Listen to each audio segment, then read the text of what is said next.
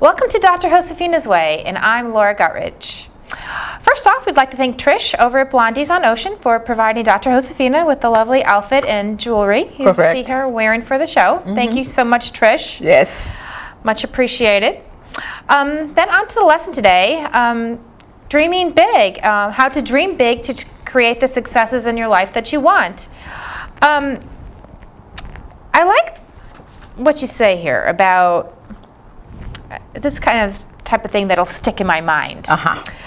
If you want better children, you have to be a better parent. If you want better employees, you have to be a better employer.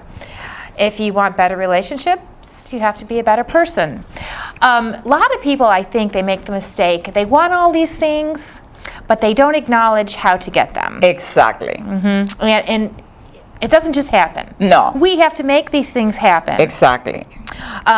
That's why I really do like this show, because I think it's something that really is overlooked. Yes. And it needs to be addressed. And then one of the things with that, Laura, that you're saying being overlooked is the fact that sometimes people, because we live in a technology right now that everything is quick and you communicate fast with everything. And then we think that our lives and our relationships and everything that we want to obtain is in the microwave.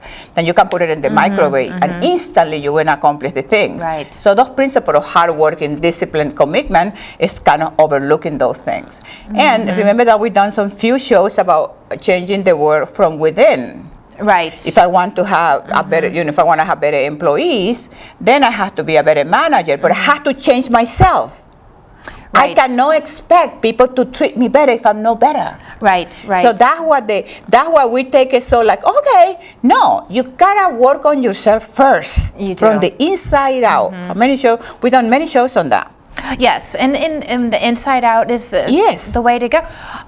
Just with even dieting, I mean, it can't just happen. No, you have to change your attitude about your lifestyle. You have to change your thinking about food. That's the only thing that I always deal with my clients in that area, because they feel, oh, I'm depriving myself of whatever junk they were eating before. Well, you're not depriving yourself of the junk. You're depriving yourself of your health. Right. And feeling happy and energized and having doing the things that you want to do. So we always try to connect with this negative thing. Right. What I'm depriving myself of, or I wanted the quick fix. It's not such a thing like that. Yes, it's exactly like you said. It's looking at it in a longer term. Like, it's not going to happen overnight. You're not going to lose weight overnight. Well, your children aren't going to be better overnight. Exactly. It takes time. Exactly. And it starts with you. Exactly. And it's unfortunate to, some people want it to start, with somebody else instead of themselves. But let's stop a little bit in the parenting thing, because, sometimes it can be, for parents, can be very discouraging, because you've been teaching your children from day one this value, this thing that you believe that right for them. Like, you're going to go through that experience with Celeste, because you guys have been teaching her from day one, for the time she was born, all the values, all the things that you believe and you and Bobby believe. Well, there is one day she's going to rebel against that. I know. So if you are the mother that are focusing the belief that you taught her, those are ground in goodness and power, and you want the best for her, eventually she's going to come back to square one. So, but sometimes the parents try to give up too quickly. Oh, it's over, it's not going to happen, not going to change. No, you got to stay faithful to those values that you are putting into your children. Right. And you one of the things that I want to say again, because I heard this too much, Laura. Oh, I'm a friend with my child. Your child doesn't need you as a friend. Your child needs a mother or a father, because you are the one who has to teach those children the value of life, and friends are not going to teach them that. So I heard that all the time. Oh, I'm a best friend with my daughter. No, you can't be your daughter's best friend. Right. Please. No, that is true. It's for Celeste, for the future. Right. No, you're right about that. Absolutely. Because then they don't respect you as an authoritative figure. I wasn't friends with my two daughters. I was their mother.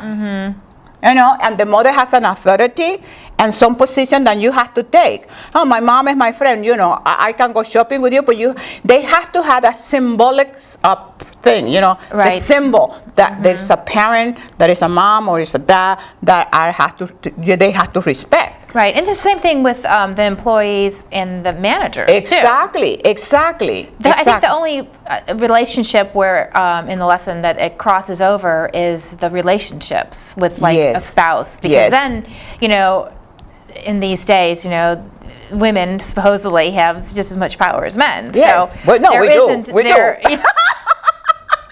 Some people would, you know, question that, but in a relationship, you know, where there is no authoritative figure, exactly. You know, hopefully, you both have to work at it. And especially when you're raising children, please. Right. Then they don't have where to. They don't know. Then they're confused. Right, and see that's a problem if you're married to somebody or have children with somebody and you don't share the same fundamental values. Yes. I could see where that could cause a lot. Now that I am a mom, I can really see where, and I'm glad that my husband and I have the same values and fundamental belief system, but I could see where that could really cause a problem. Absolutely. Back on to the topic here, I wanted to ask you, in the lesson you say that positive thinking is different than thinking positively about yourself. Now that was kind of like a mind twister to me. It's like, okay, what does she mean by that? Yes, well, you're familiar with positive thinking. Okay. To think positive, everything is good, everything is wonderful, everything is, so I have my dreams and I'm thinking positively about my dreams. Okay.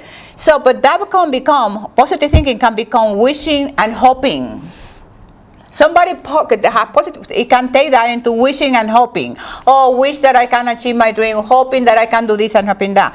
No, when you change that around and you think positively about yourself, then you believe that you can set goals and you can have your dreams and you can achieve them because you think positively about yourself. I'm not thinking positive about something out there. I'm thinking positively about me, that I can set my goal and I can have the commitment and the discipline and the power and do what it has to be done to achieve it. It's completely different. Well, so it's sort of like more a more mature way of having your hopes and dreams. Yes. Because like a child, they have so many hopes and dreams. Yes. And it's all very hopeful for them. Exactly. But as you get older, you can't keep having the same hopes and dreams that never... And wishing. You know, right. At some point, you have to take some action. Exactly. And that's the benefit of being young and being a child. You could say all these, you can have all these hopes and dreams with no...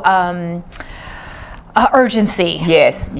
And then, but as we get older, we have the sense of urgency to make our hopes and dreams come true. And I saw that when I was teaching high school. When I was teaching high school, that's when I started creating my life coaching program. And then, of course, the teenagers, you know, they're sort of kind of, okay, sure, yeah. But like you said, Laura, when I taught at college level, then because the young adult had that sense of urgency. How can I use this? How can I make my dreams come reality, and so on? So absolutely, yes. Yes, and it becomes sad as we get older because, you know, a lot of our dreams never, you know, it's hard to realize our dreams. Yes. It really is. It's not an easy thing, but it is possible. Yes. To achieve, you know, more success than most.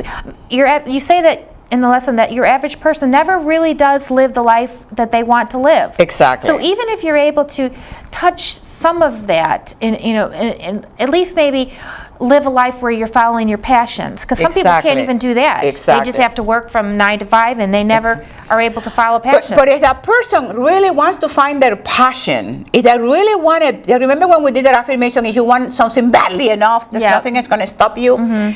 Then what happened, you start creating small goals and you take a small step if you want to achieve that, but you have to put the time into it. It's not going to be a potato that you put in the microwave and 30 minutes it's done. It's going to take time to achieve your goals and your dream, but you have to want it bad enough, and it has nothing to do with age. Baby, we have to cut it out. Love you. Love you. Hey, keep emailing everything. You too. Love you. Bye, baby. Bye.